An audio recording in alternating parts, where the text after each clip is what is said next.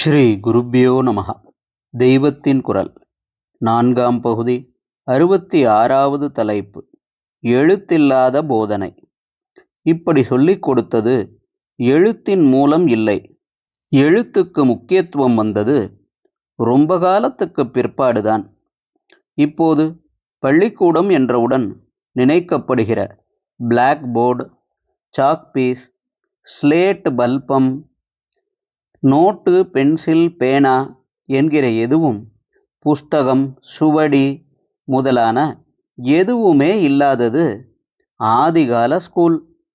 படிப்பு என்று கல்வியை சொல்வதே புஸ்தகத்தை பார்த்து படிப்பதிலிருந்து ஏற்பட்டதுதான். அக்ஷராபியாசம் என்று வித்யாரம்பத்தை சொல்வதிலும் அக்ஷரம் என்பது எழுத்தை சொல்வதாகவே இப்போது பல காலமாக வைத்துக்கொண்டு குழந்தைக்கு அன்று ஆனா எழுத சொல்லிக் கொடுக்கிறோம். 2000 வருஷத்துக்கு முந்தையே படிப்பில் எழுத்து பிரதானமாக வந்துவிட்டது என்பது திருவள்ளுவர், ஔவை முதலானவர்கள் என் எழுத்து என்ற இரண்டையும் 2 கண்களாக சொல்வதிலிருந்து தெரிகிறது.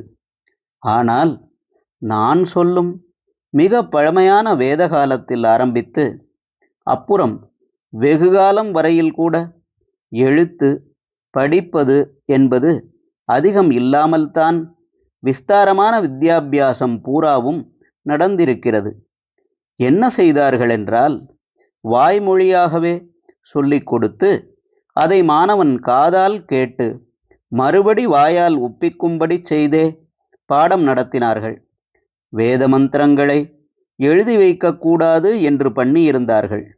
ஏனென்றால் தெய்வீகமான அந்த மந்திர சப்தங்கள் என்றைக்கும் லோகத்தில் இருந்து கொண்டு அதன் மூலம் லோகக்ஷேமத்தை உண்டாக்க வேண்டும் என்பதற்காகத்தான்.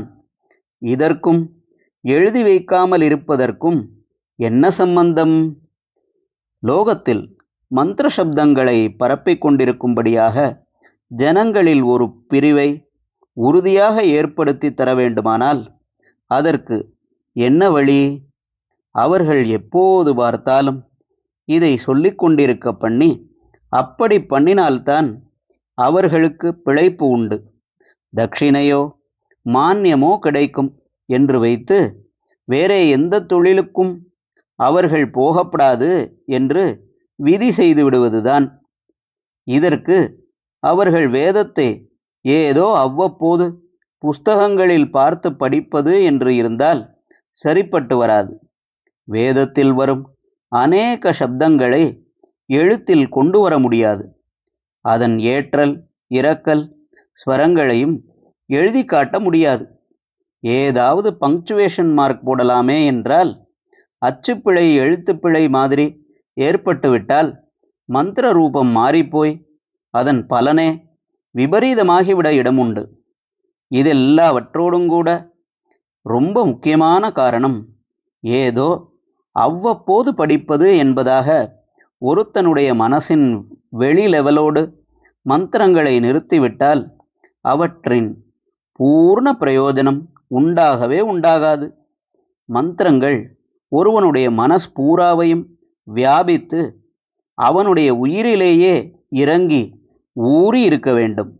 அப்போதுதான் அவன் சொல்லும் மந்திரம் பூர்ணமாக வீரியவத்தாக இருக்கும். எழுதி வைத்து படிக்கலாம் என்று இருந்துவிட்டால் ஒருவன் அதை மனப்பாடம் செய்து கொள்ளாமலே அதுதான் சுவடி இருக்கே, சமயம் நேரும்போது பார்த்துண்டா போச்சு என்று இருந்துவிடக்கூடும். அதாவது மந்திரம் இவனுக்குள்ளே அல்லது இவன் மந்திரத்துக்குள்ளே ஊறாமல் மேலெழுந்த வாரியாக முடிந்துவிடும். இப்படி விடக்கூடாது என்றுதான் எழுத்தில்லாமல் வாய்மொழியாலேயே ஆதிகால ஸ்கூலில் பாடம் நடத்தி எல்லாவற்றையும் மனப்பாடமாக பண்ணிக்கொள்ள வைத்தது. ஹரஹர சங்கர, ஜெய ஜெய சங்கர. தெய்வத்தின் குரல் மேலும் ஒலிக்கும்.